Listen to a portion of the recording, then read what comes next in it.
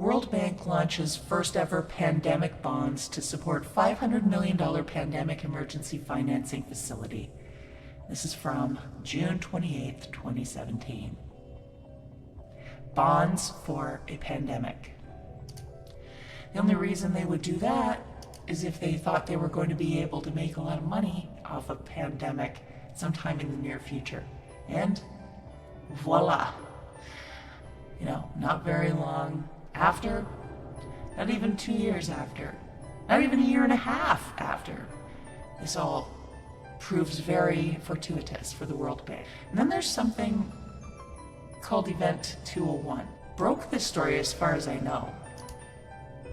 Johns Hopkins Initiative hopes to better prepare for pandemics. This is from December 11th, 2019. And they talk about a team of experts at the Center for Security at Johns Hopkins University staging an exercise. They dreamed up doomsday scenarios. It says for the most recent exercise called Event 201, which was held in New York City in October, the Center for Health Security partnered with the World Economic Forum and Bill and Melinda Gates Foundation to engage 15 leaders in business, government, and public health to model response to a worldwide coronavirus pandemic. It's something to take note of.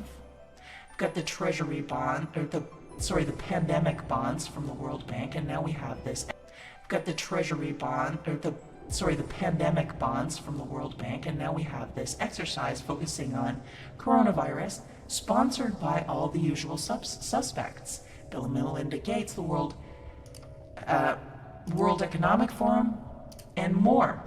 It included representatives from the UN Foundation, United Nations, the World Bank, China's Center for Disease Control and Prevention, the Central Intelligence Agency, the U.S. Center for Disease Control, and other leaders from travel, banking, pharmaceutical, and healthcare services industries. The United Nations Foundation, the Bill and Melinda Gates Foundation. There's people from the World Bank, CDC, a couple of CDCs, China's CDC, the United States CDC, PR firms, communications experts, and people who have apparently been involved in disaster planning for decades or more. None of them thought about physician shortages or healthcare provider shortages. None of that didn't come up. As the guy says, I don't see that on your list. Wow. And also missing from the list is any talk of public safety or what to do about civil unrest that could result if this thing gets bad. What kind of experts are these? They're the kind of experts that have an agenda in mind. And that agenda was told to you right off the start by Timothy Evans. And that's to get financing for a world body to oversee the pandemic response. That's what it's all about. They don't really care about people. They just see a giant trough of money that they can always throw out there. They can always throw out some propaganda, some fear videos, clips that they can fake in their back rooms. And they can send out the message to all their subservient mainstream media talking heads. Look, tomorrow we're going to talk about the virus has got a hockey stick graph that it's spreading. It's going to spread to millions of people by a month from now. You notice them all saying the same thing?